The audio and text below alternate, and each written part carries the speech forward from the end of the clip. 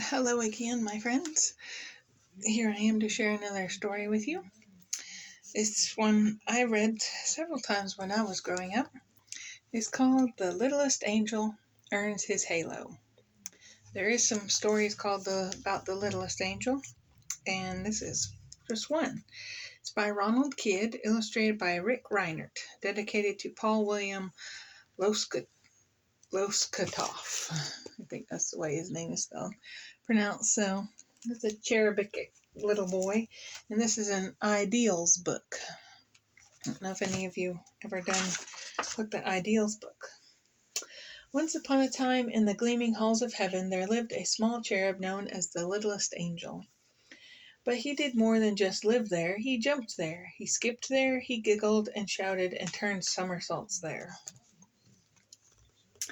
Here he is having fun. The other angels who were most likely to ponder, reflect, and muse didn't know what to make of him, so the littlest angel spent most of his time alone. That didn't stop him from having fun, though, and fun was just what he was having one lovely spring day in the part of heaven known as the Elysian Fields. He was throwing his halo into the air, then watching it float back down, when all at once a breeze came up. Instead of floating down, his halo floated sideways and landed in the branch of a tree. He's way down there, and there's his halo up in the tree. What's he gonna do now? As he stood there wondering what to do, he saw a group of angels hurrying across the far side of the meadow. He called for help, but they were too busy to notice. Another group hurried by, and another, but no one saw him. He needs help. Just as the littlest angel was about to give up, he heard a new sound. It was a deep, rich voice humming a happy tune. The humming grew louder, and out of the nearby woods strode the singer, also known as the understanding angel. He looked at the scene before him and immediately saw what was wrong. Here he is, singing away. Need somebody like that on your corner. Without missing a note, the understanding angel scooped up his young friend and held him high overhead. The littlest angel plucked his halo from the branch. When he looked at it, his eyes met with a sad sight. The halo was bent. "I'm afraid you've got a problem there," said the understanding angel as he set his friend on the ground. "It's bent. What's he gonna do now?" The littlest angel put the halo back on his head. "I guess I should get it fixed, huh?" "I'd say so," replied the understanding angel, "especially since today is the big day." "The big day? Haven't you heard?" he asked. "The king is returning. That's why all the angels and archangels are so busy hurrying around. They want everything to be perfect for his arrival." His little bent halo.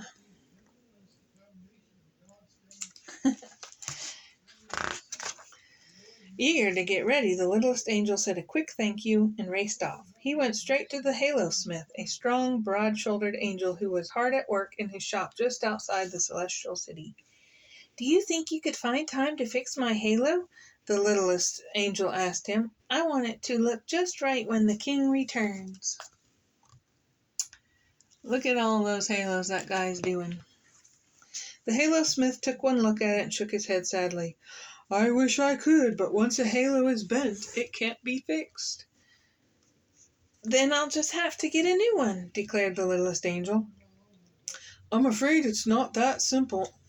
You don't just get a new halo, you have to earn it. It's not easy, especially in one day." That's like trying to be good all in one day.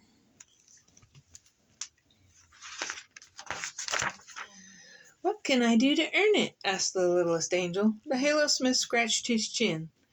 "I suppose you could start by helping me. I'm polishing halos for the patriarch prophets, because they'll be the first to greet the king." He's thinking.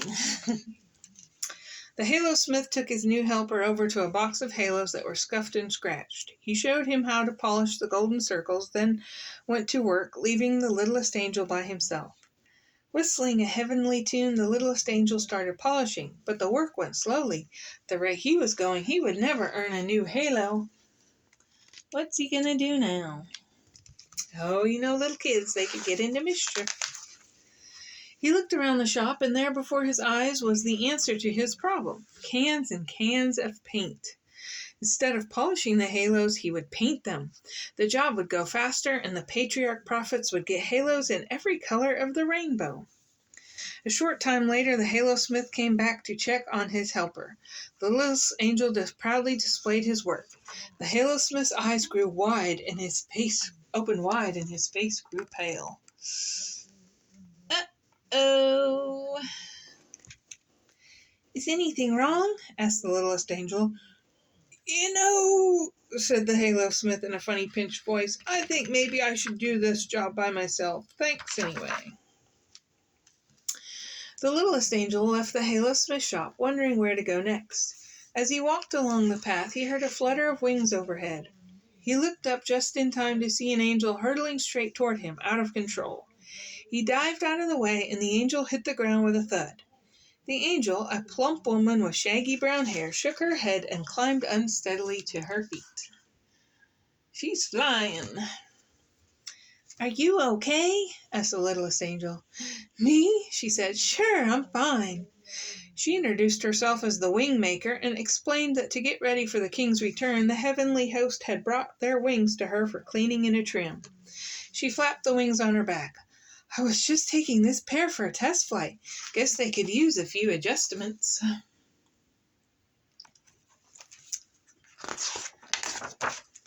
The littlest angel asked if she needed an assistant. In response, she led him back to her studio, on foot just to be safe, and opened the door to reveal shelf after shelf of wings. "If you really want to help," she said, "you could organize these wings by size. Start with the biggest and work down to the smallest." Happy at another chance to earn a new halo, the littlest angel got to work. He went from one side of the studio to the other, collecting the largest wings he could find. Since they were made of feathers, he was able to carry a big pile of them easily. Soon the pile reached over his head, almost to the ceiling. He was crossing the room to get yet another pair of wings when he tripped and the pile began to sway. The next thing he knew, he was lying face down under a mountain of feathers. And there he goes. He's under the feathers. The wingmaker pulled him out from under the pile and brushed him off. "Now that I think about it," she said as she showed him to the door, "maybe those wings don't need organizing after all." And he's on his way again. Discouraged, the littlest angel wandered into the celestial city. As he walked past the cathedral, he heard the sound of voices. He peeked through the window and saw the heavenly choir hard at work practicing hymns for the king's return. Here was another chance to earn a new halo. You think he's gonna make it? He slipped inside the cathedral and came up behind the choir. They were busy singing, and he joined right in. It was so much fun that he found himself singing louder and louder. Before he knew it, he had thrown back his head and was shouting at the top of his lungs. It was grand. It was glorious. It was a solo. Halfway through the second verse, he realized he was singing alone. The others had stopped and were staring at him. "Sorry," he mumbled. "I was just trying to earn a new halo." They stared at him all the way out the door. The littlest angel trudged down the street of guardian angels. On each side of him, cherubs swept the pavement and washed down the sidewalks. In the distance, he saw the gate of heaven where the king would make his grand entrance in just a few short hours. As he gazed at the big pearl-covered door, his heart leaped. At last he knew how to earn a new halo. It would be better than helping It would be better than helping the heavenly choir, or the wing maker, or the halo smith. He would help his friend the gatekeeper prepare the gate. It's a little cherub, and there's the gate. See the pearls in the gate? There was no sign of his friend, so the littlest angel decided to get started by himself. He opened the gate first one way, then another. He pushed, he pulled, he jumped on it and swung. He climbed over every inch of the gate, making sure it was ready for the king. When the gatekeeper returned, he found the littlest angel perched on top of the gate. "It looks like you've been busy," said the gatekeeper. "That's right," replied the littlest angel. I've been helping you get ready for the king." "Before you came," said the gatekeeper, "I was busy too." "Doing what?" asked the littlest angel. Eyeing the fingerprints and smudges that covered the pearly surface, he smiled sadly and said, "Cleaning the gate." He's way down there, and there's the littlest angel at the top of the gate. For the littlest angel, it was just too much. With a sob, he leaped off the gate and ran as fast as he could out of the city. He didn't stop until he reached the Elysian fields. That's where he started out. He sat in the meadow thinking about everything that had happened. He had wanted to earn a new halo. Instead, all he had caused was trouble. It seemed that no matter how hard he tried, he couldn't do anything right. Aww. He gazed across the field and realized he wasn't alone. There was a stranger standing under a tree, looking off into the distance. Even from this far away, there was something sad about the tilt of his head and the slouch of his shoulders. Who do you think that stranger is? The littlest angel got up and crossed the field. Drawing near, he saw the stranger's feet were bare and he wore a simple robe. "Is anything wrong?" asked the cherub. The stranger turned slowly around. He had a beard and deep brown eyes. "Oh, it's nothing," he said. "I've just arrived here and I miss my friends."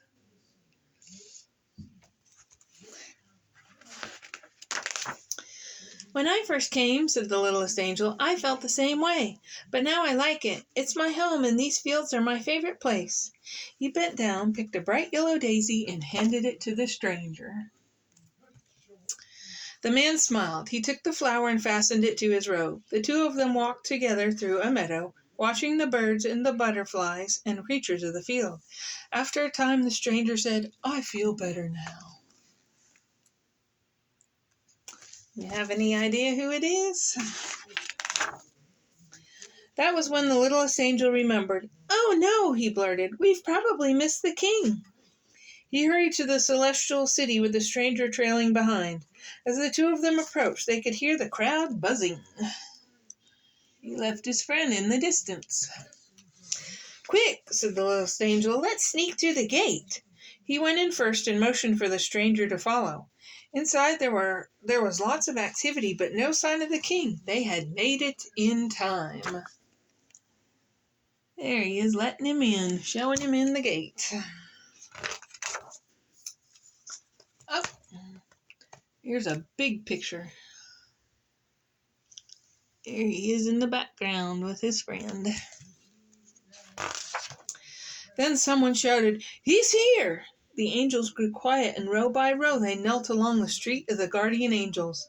The littlest angel looked left and right, but couldn't see the king. Then he glanced back toward the gate. Standing just inside was his companion. One of the patriarch prophets walked up to the stranger. "Welcome back, Lord," said the prophet. He placed a crown on the stranger's head, then knelt in front of him. The littlest angel backed away, sure that he had made his biggest mistake yet. His only thought was to disappear into the crowd and never come out again. It's a circle of people, and there he is at the edge. He's going to sneak away. Then the stranger smiled. "Don't go," he said. "You're my friend." He stepped forward and took the littlest angel's hand. The young cherub stared up at him in wonder.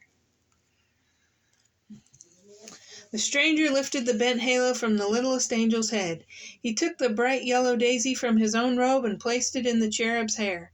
As the crowd watched, the flower began to spin and glow until it had changed into a golden circle of light. The littlest angel had earned a new halo.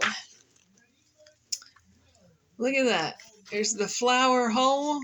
It's flattening out. It's turning circles, and there's his new halo. Then the heavenly choir began to sing, and the crowd cheered. And the smallest cherub of all walked proudly into the city with his new friend, the man who was no longer a stranger. Have you guessed? Jesus the King. So people watching, and there's Jesus and the littlest angel. I always enjoyed that story, and I hope you did too. And I will see you next time for another story.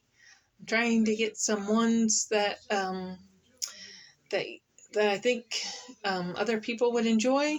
I know I enjoyed this book. I always did. Maybe because some of the pictures, but either way, I always liked it. So I hope you did too. And I'll see you next time. Bye.